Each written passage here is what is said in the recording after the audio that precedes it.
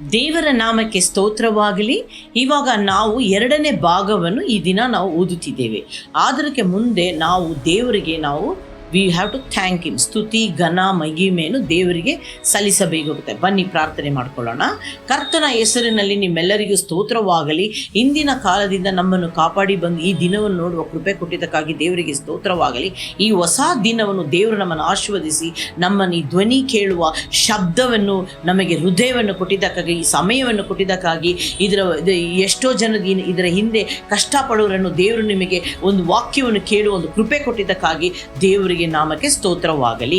ನಾವು ಈಗ ಹೊಸ ಗ್ರಂಥದಲ್ಲಿ 1 ಪೇತ್ರ 5:7 ನಾವು ಓದಿಕೊಳ್ಳೋಣ. ಬನ್ನಿ. ಇವಾಗ ದೇವರು ಏನು ಹೇಳ್ತಿದ್ದಾರೆ ಅಂದರೆ, ನಮಗಾಗಿ ಚಿಂತಿಸುವುದು ಯಾರು? ನಮ್ಮ ಯೇಸು ಸ್ವಾಮಿ ಅಲ್ಲವೇ? ನಾವು ಈ ಚಿಂತೆಗಳನ್ನು ಮಾಡಬಾರದು ಮತ್ತು ನಾವು ಆತನ ಮೇಲೆ ಹಾಕಿರಿ, ನಮ್ಮ ಭಾರವನ್ನೆಲ್ಲ ಆತನ ಮೇಲೆ ಹಾಕುವುದೆಂದು ಬರೆದಿದ್ದಾರೆ, ಹೌದಲ್ಲವೇ? ಇವಾಗ ನಾವು ಯಾವ ಕಲಿಜೆಯನ್ನು, ಯಾವುದೊಂದು ಗುರಿಯನ್ನು ಹೊಂದಿದವರಾಗಿಯೂ ಹೆಚ್ಚಿನ ದೇವರ ವಾಕ್ಯದಲ್ಲೇ ನಮ್ಮ ಸಮಯವನ್ನು ಕೊಡಬೇಕಾಗುತ್ತೆ. ನಾವು ಚಿಂತೆ ಮಾಡೋದಕ್ಕೂ, ಚಿಂತೆಯಿಂದ ನಾವು ಒಂದು ಉದ್ದನೂ ಮಾಡೋಕ್ಕಾಗಲ್ಲ, ಒಂದು ಚಿಕ್ಕದು ಮಾಡೋಕ್ಕಾಗಲ್ಲ. ನಮಗೆ ದೇವರದ ದಯವು ತುಂಬ ಬೇಕಾಗುತ್ತೆ. ಅದನ್ನು ನಾವು ಈಗ ನೋಡ್ಕೊಳ್ಳಿ. ನಾವು ಚಿಂತೆ ಮಾಡುತ್ತಾ ವಿಶ್ವಾಸಿಗಳು ಇವಾಗ ನಾವೆಲ್ಲ ವಿಶ್ವಾಸಿಗಳಲ್ಲವೇ? ನಾವು ಯಾಕೆ ಚಿಂತೆ ಮಾಡಬೇಕು? ಏನಕ್ಕಾಗಿ ನಾವು ಚಿಂತೆ ಮಾಡಬೇಕು? ಆದರೆ ನಮ್ಮ ಜೀವನದಲ್ಲಿ ನಾವು ಅದನ್ನೇ ಒಂದು ತಡೆಯಾಗಿ ನಮ್ಮ ಜೀವನದಲ್ಲಿ ಇಟ್ಟುಕೊಂಡು ನಂಬಿಕೆಯನ್ನು ನಾವು ಬೆಳೆಸದೆ ನಾವು ಈ ಚಿಂತೆಯಲ್ಲೇ ಬಯಸುತ್ತಾ ನಮ್ಮ ಜೀವನವೆಲ್ಲ ನಾವು ಅದನ್ನೇ ಕಲಿತಾ ಇರ್ತೀವಿ. ನಾವು ವಿಶ್ವಾಸಿಗಳಾಗಿರ್ಬೇಕಾದ್ರೆ ದೇವರ ಮೇಲೆ ಒಂದು ನಂಬಿಕೆ ಇರಬೇಕಾಗುತ್ತೆ. ದೇವರ ಮೇಲೆ ಒಂದು ವಾಕ್ಯ ಮೇಲೆ ನಾವು ಮಾತಾಡಬೇಕಾಗುತ್ತೆ. ನಾವು ವಿಶ್ವಾಸಿಗಳಲ್ಲವೇ? ನಾವು ವಾಕ್ಯವನ್ನು ಕೇಳುವ ಮನಸ್ಸು ನಮಗಿರಬೇಕು. ಆದರೆ ನಾವು ನಮ್ಮ ನಂಬಿಕೆ ಎಲ್ಲಿದೆ? ನಾವು ಏನು ಮಾಡ್ತಿದ್ದೇವೆ? ನಾವು ನಂಬುತ್ತಿದ್ದೇವಾ? ಯೇಸು ಸ್ವಾಮಿಯನ್ನು ನಾವು ನಂಬುತ್ತಿದ್ದೇವಾ? ಇಲ್ಲ. ಅದರಿಂದ ನಾವೇನು ಮಾಡ್ತಿದ್ದೇವೆ? ಸೈತಾನನು ಏನು ತೋಡು ಕೊಡ್ತಿದ್ದಾನೋ, ಸೈತಾನ್ ನಮಗೆ ಏನೆಲ್ಲ ಚಿಂತೆಯನ್ನು ಹಾಕುತ್ತಿದ್ದಾನೋ ಅವನ ಜೊತೆಲೇ ನಾವು ನಡ್ಕೊಂಡು ಹೋಗ್ತಿದ್ದೇವೆ ಹೊತ್ತು ದೇವರ ವಾಕ್ಯಕ್ಕೆ ಕೇಳುವುದಕ್ಕೆ ಆ ಸಮಯವೂ ಕೊಡ್ತಿಲ್ಲ, ನಮಗೆ ಆ ನಂಬಿಕೆಯೂ ಇಲ್ಲ. ನೋಡಿ, ನಮ್ಮ ಜೀವನದಲ್ಲಿ ನಾವು ಎಷ್ಟೊಂದು ದೇವರ ಹತ್ತಿರವಿರ್ತವೋ ಅಷ್ಟು ನಮಗೆ ಕಷ್ಟ ಬರುತ್ತೆ. ಹೌದು, ಆ ಕಷ್ಟವನ್ನು ಹೋರಾಡುವುದಕ್ಕಾಗಿ ನಮಗೆ ದೇವ್ರ ವಾಕ್ಯವನ್ನು ಕೊಟ್ಟಿದ್ದಾನೆ. ನಮಗೆ ಒಳ್ಳೆ ದೇವ್ರ ಸೇವೆ ಮಾಡುವವರು ಕೊಟ್ಟಿದ್ದಾರೆ. ಅವರು ನಮಗಾಗಿ ಪ್ರಾರ್ಥನೆ ಮಾಡ್ತಾರೆ, ನಾವು ಒಂದು ಪ್ರಾರ್ಥನೆ ಮಾಡಬೇಕಾಗುತ್ತೆ.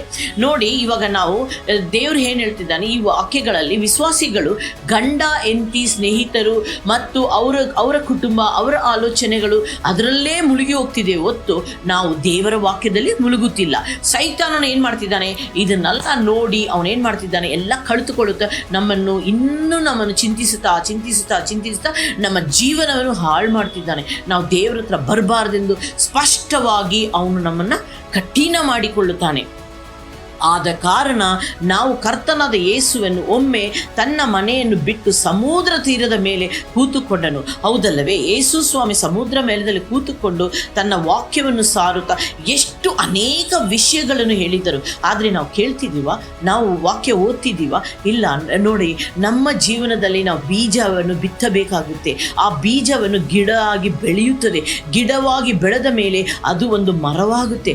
ಅದೇ ನಮ್ಮ ವಾಕ್ಯ. ನಮ್ಮ ಜೀವನದಲ್ಲೂ ಆ ವಾಕ್ಯವನ್ನು ನಾವು ಕಲಿಬೇಕಾಗುತ್ತೆ. ನಮ್ಮ ದುಃಖ ಸಮಯದಲ್ಲಿ, ನಮ್ಮ ಸಂತೋಷ ಸಮಯದಲ್ಲಿ, ನಮಗೆ ಜನರು ಮಾಡಿದ ಮೋಸಗಳಲ್ಲಿ ಎಲ್ಲ ಸಮಯದಲ್ಲೂ ನಮಗೆ ಯೇಸು ಸ್ವಾಮಿನೇ ಬೇಕಾಗುತ್ತೆ. ಯೇಸು ಸ್ವಾಮಿ ವಾಕ್ಯವೇ ನಮಗೆ ನೋಡಿ, ನಮ್ಮ ಜೊತೆಯಲ್ಲಿ ಬರುವುದು ಯಾರು ಬರುವುದಿಲ್ಲ ರೀ, ನಮಗೆ ಬರೋದು ಒಂದೇ ಒಂದು ನಮ್ಮ ಯೇಸು ಸ್ವಾಮಿ. ಆ ಬೀಜವನ್ನು ನಾವು ಬಿತ್ತಿದಾಗ ಆ ಬೀಜದಿಂದ ನಮಗೆ ದುಃಖದ ಮುಳ್ಳುಗಳಿರೋದಿಲ್ಲ, ಸಂತೋಷದ ಮುಳ್ಳುಗಳಿರುತ್ತವೆ.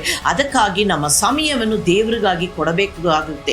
ಆದುದರಿಂದ ನಾನು ಹೇಳೋದು ಒಂದು ಮಾತ್ರ, ನಾವು ಯಾವಾಗಲೂ ನಂಬಿಗಸ್ತರಾಗಿ ಅದನ್ನು ನಾವು ಆಳುತ್ತಾ ವಾಕ್ಯದಲ್ಲಿ ಅತೀ ಒಳಗೆ ಹೋಗಿ ನಾವು ಆ ವಾಕ್ಯವ ನಂಬಿಕೆಯನ್ನು ವೃದ್ಧಿ ಮಾಡಿಕೊಳ್ಳಬೇಕು ನಮ್ಮ ಜೀವನದಲ್ಲಿ, ಹೌದಾ? ಇವಾಗ ನಾವು ನೋಡೋಣ. ನೋಡಿ, ಮಾರ್ಕ್ 4:18-19 ಪುಸ್ತಕದಲ್ಲಿ ಓದುತ್ತೇವೆ. ಈ ವಚನವು ಇತರರಿಗೂ ಕೊಡಬೇಕಾಗುತ್ತೆ.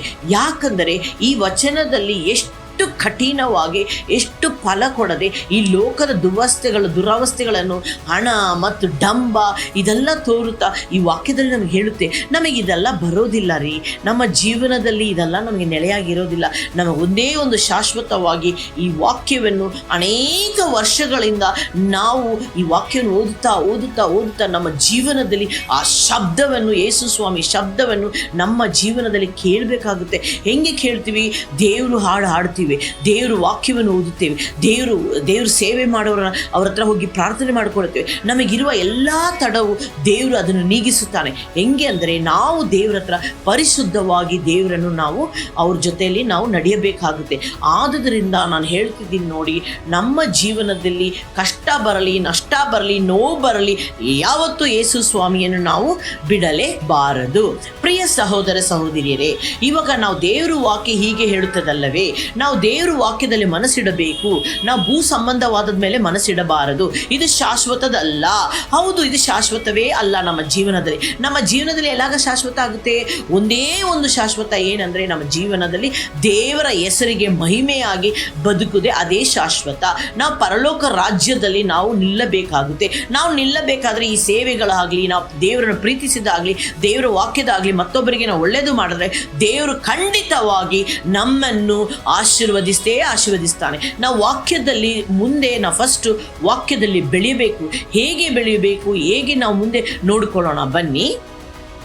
ಇವಾಗ ಪ್ರಿಯ ಸಹೋದರ ಸಹೋದರಿಯರೇ, ನಮಗೆ ಈ ವಾಕ್ಯದ ಫಲಭರಿತವಾಗಿ ಅನೇಕ ವರ್ಷಗಳಿಂದ ನಾವು ನೋಡಿ ನಾವು ಏನು ಮಾಡಿದ್ದೇವೆ, ನಾವು ದೇವರಲ್ಲಿ ನಮ್ಮ ಎಲ್ಲ ಚಿಂತೆಗಳು ದೇವ್ರ ಮೇಲೆ ಬಿಟ್ಬಿಡೋಣ. ನೋಡಿ, ದೇವರು ನಮಗೆ ಹೇಳಿದ್ದಾನೆ, ನಾವು ಈ ವಾಕ್ಯವನ್ನು ಓದುತ್ತಾ, ನಾವು ಅದನ್ನು ಪ್ರಾರ್ಥನೆ ಮಾಡುತ್ತಾ, ನಾವೆಲ್ಲ ಭಾರವನ್ನು ಇಟ್ಟುಕೊಂಡು ದೇವ್ರ ಹತ್ರ ಪ್ರಾರ್ಥನೆ, ದೇವ್ರು ಕೇಳ್ತಾನೆ. ಆ ಪ್ರಾರ್ಥನೆ ನಿಜವಾಗ್ಲೂ ಹೇಳ್ತೀನಿ, ದೇವ್ರು ಕೇಳಲ್ಲ ನಮ್ಮ ಪ್ರಾರ್ಥನೆ, ಅದಕ್ಕೆ ಫಲನೂ ಕೊಡೋದಿಲ್ಲ. ಆದ್ದರಿಂದ ನಾವೇನು ಮಾಡಬೇಕಂದ್ರೆ ಫಸ್ಟು ದೇವ್ರ ಹತ್ರದಲ್ಲಿ ನಾವು ಮೊಣಕಾಲುಂಟು ಪ್ರಾರ್ಥನೆ ಮಾಡಬೇಕಾಗುತ್ತೆ. ಮೇಲಿನ ವಿಷಯಗಳು ನೀವು ಗಮನಕ್ಕೆ ಅಥವಾ ನಾವು ನೋಡಿಕೊಳ್ಳಬೇಕಾಗುತ್ತೆ. ನೀವು ಕೇಳುವ ಮಾತು ನಿಮ್ಮಲ್ಲಿ ಫಲವನ್ನು ಹುಟ್ಟಿಸುತ್ತದೆ ಅಥವಾ ಪರಿಪೂರ್ಣತೆ ಒಂದು ಜೀವನವನ್ನು ನಾವು ನೋಡಿಕೊಳ್ಳಬೇಕಾಗುತ್ತೆ. 1000 ದಿವಸಗಳು ನೀವು ಲೋಕದಲ್ಲಿ ಸಂಕಟದಲ್ಲಿರುವಾಗ, ಚಿಂತೆಗಳಲ್ಲೂ ಮತ್ತು ಎಲ್ಲ ನೋವುಗಳಲ್ಲಿ ಇರಬೇಕಾದ್ರೂ ದೇವರ ಮೇಲೆ ನಾವು ಎಲ್ಲ ದುಃಖಗಳು, ಚಿಂತೆಗಳನ್ನು ದೇವರ ಮೇಲೆ ಬಿಡಿರಿ. ದೇವರು ನಿಮ್ಮ ಮೇಲೆ ಕರುಣೆಯನ್ನು ತೋರಿಸುತ್ತಾನೆ. ನಿಜವಾಗೂ ದೇವರು ನಮ್ಮನ್ನು ನೋಡುತ್ತಿದ್ದಾನೆ. ದೇವರು ಪ್ರೀತಿ ನಮ್ಮ ಮೇಲೆ ಇರುತ್ತದೆ.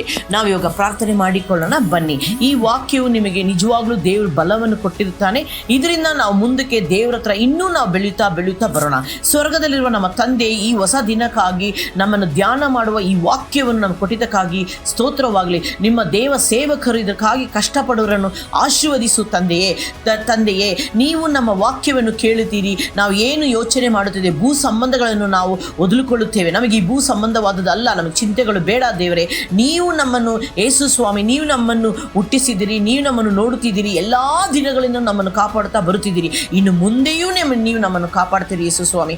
ಅಬ್ಬಾ ಫಾದರ್, ನೀವು ನಮ್ಮನ್ನು ನಡೆಸಿ, ನಮ್ಮನ್ನು ಬಲಪಡಿಸಿ, ಈ ದಿನವೆಲ್ಲ ನಮ್ಮನ್ನು ಕಾದುಕೊಂಡು ಈ ವಾಕ್ಯ ನಾವು ಕೇಳಿದಾಗ ಅದು ನಮ್ಮ ಹೃದಯದಲ್ಲಿ ಪ್ರತಿಫಲವನ್ನು ಕೊಡುವಾಗ ಈ ಚಿಂತೆಗಳನ್ನು ಬಿಟ್ಟು ನಿಮ್ಮ ಹತ್ರ ನಾವು ಆಲೋಚನೆ ಮಾಡಿ ಜೀವನವನ್ನು ಬದುಕುತ್ತೇವೆ.